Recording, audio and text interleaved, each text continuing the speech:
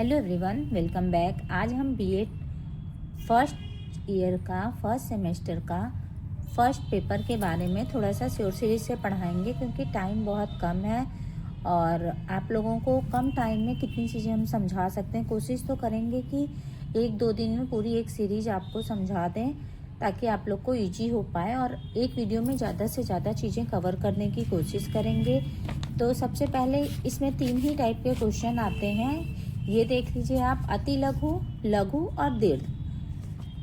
आपके 2-2 नंबर के होते हैं अति लघु, 8 नंबर के होते हैं लघु और 15 नंबर के होते हैं दीर्घ क्वेश्चन, जो 2 ही करने होते हैं, ज़्यादा नहीं करने होते हैं। तो चलिए पहले हम अति लघु क्वेश्चन पे ध्यान दे देते हैं। इसमें पहला क्वेश्चन है, भारतीय दर्शन में अहम की संकल्पना क्या है? तो जब बालक वास्तविक जीवन की चीज़ों को समझ जाता है और अपने नॉर्मल जीवन में संतुलित करने लगता है, यानी जो समाज में उसको कैसे रहना है, कैसे पेश आना है, पहले वो माता पिता से अपना जो व्यवहार है वो माता पिता को दिखाता है, उसके व्यवहार को जो प्रभावित करता है वही अहम है। नेक्स्ट क्वेश्चन है, यौन शिक्षा की आवश्यकता किस अवस्था में होती है? तो यौन शिक्षा की आवश्यकता किशोरावस्था में होती है। किशोरावस्था को बहुत तूफानी, संघर्ष, उथल पुथल की अवस्था कहते हैं। इस समय ही काम प्रवृत्ति बहुत ज़्यादा सक्रिय रहती है। बाल्यावस्था में तो बालक अपने साथ के लोगों के साथ प्रेम करता है, पर किशोरावस्था में जो सम है वो विषम लिंग के प्रति ज़्यादा आकर्षित होते हैं, यानी लड़की है तो लड़के की तरफ ज़्यादा झुकेगी। और इसमें काफ़ी चीज़ें हैं, जैसे युवा अपने आप को खूबसूरत दिखाना चाहते हैं, टॉल हैंडसम बनना चाहते हैं, काफ़ी शारीरिक परिवर्तन भी इसी अवस्था में आते हैं। नेक्स्ट क्वेश्चन है, बालक के सामाजिक विकास में घर की भूमिका क्या है? तो घर ही है जो बालक के व्यवहार या उसके व्यक्तित्व को प्रभावित करता है। घर ही उसे बताता है कि समाज में कैसे रहना है, कैसे सभ्य व्यवहार करना है और सामाजिक मूल्य कौन कौन से होते हैं, ये सबसे पहले बालक घर से ही जानता है।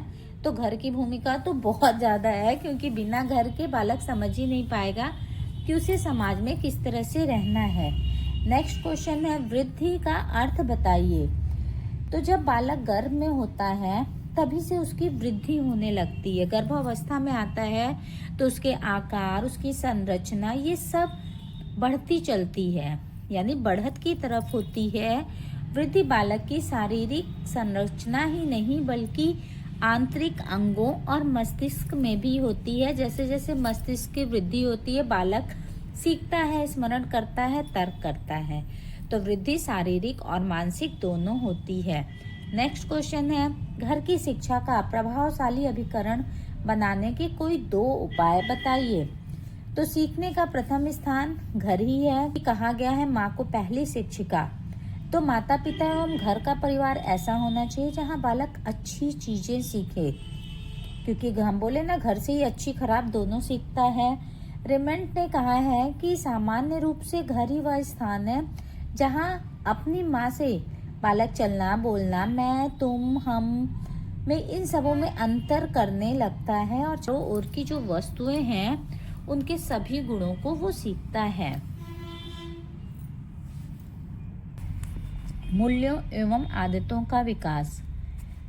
बालक मूल्य घर से ही अपने जो उसकी वैल्यू है वो जानना सीखता है, अपने पिता से न्याय सीखता है, माता से प्रेम करना सीखता है और भाई बहनों से भ्रातृत्व की भावना सीखता है।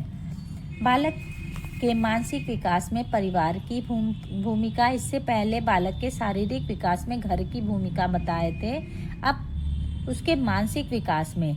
तो घर का अगर वातावरण शांत होगा तो बालक का मानसिक विकास बहुत तेजी से ग्रो करेगा।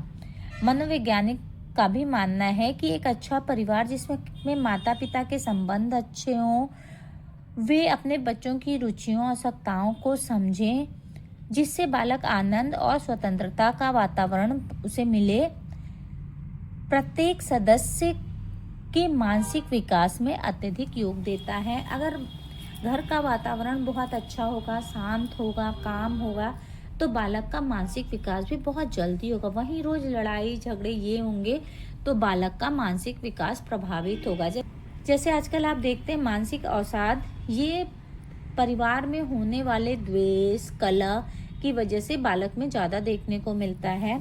इसलिए मानसिक विकास में परिवार की भूमिका बहुत ही ज़्यादा है। नेक्स्ट क्वेश्चन है, नैतिक विकास को प्रभावित करने वाले कारक कौन कौन से हैं? परिवार, मित्र मंडली, विद्यालय या व्यक्तिगत भिन्नता, ये सब नैतिक विकास को प्रभावित करते हैं।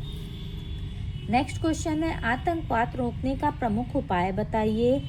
तो ये कुछ उपाय हैं, पॉइंट में हैं, देख लीजिए, क्योंकि 2 नंबर का है तो कम से कम 2-4 पॉइंट तो आप लिखेंगे ही। तो पहला है, यदि सभी राष्ट्र आतंकवादियों को अपने शत्रु विरोधी देशों के विरुद्ध प्रशिक्षण, शरण और प्रोत्साहन देना बंद कर दें तो आतंकवाद में कमी आ जाएगी। क्योंकि अगर एक होता ये है ना कि कुछ लोग आतंकवाद के विरोध में होते हैं, पर कुछ राष्ट्र आतंकवादी को प्रोत्साहन देते हैं, उन्हें ट्रेनिंग देते हैं, जिसकी वजह से आतंकवाद कभी बंद नहीं होता है। इस वजह से ये उपाय जरूर करने चाहिए। नेक्स्ट है, विश्व स्तर पर आचार संहिता बनाई जाए जिसका पालन सभी देश करें, इससे आतंकवादियों को पहचानने में सहायता होगी। नेक्स्ट है, युवा वर्ग की शिक्षा और रोजगार में पर्याप्त अवसर सुगम कराए जाएं। नेक्स्ट है, अपहरण एवं बंधक जैसी आतंकवादी कार्रवाइयों से निपटने के लिए विशिष्ट कमांडो बल तैयार किए जाएं जिससे आतंकवाद पे रोक लग सके। नेक्स्ट क्वेश्चन है, पियाजे के संज्ञानात्मक विकास की प्रमुख अवस्थाएं कौन कौन सी है? तो 4 अवस्थाएं हैं। पहला है स्नायु पेशीय अवस्था, दूसरा पूर्व संक्रियात्मक अवस्था, तीसरा मूर्त संक्रियात्मक अवस्था और चौथा औपचारिक संक्रियात्मक अवस्था। नेक्स्ट क्वेश्चन, नैतिक विकास के स्तरों का वर्णन कीजिए।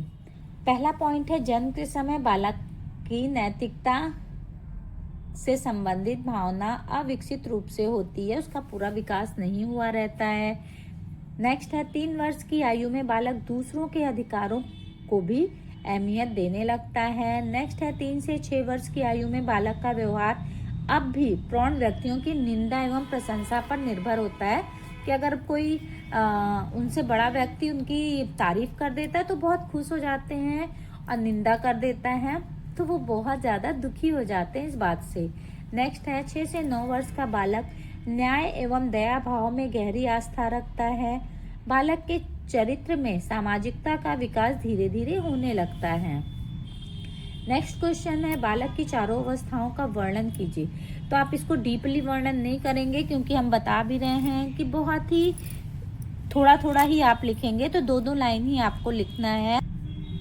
पहला है शैशवावस्था, अवस्था है, इस अवस्था में शिशु को नवजात शिशु कहते हैं। दूसरा बाल्यावस्था, इसकी अवधि 6 से 12 वर्ष मानी जाती है।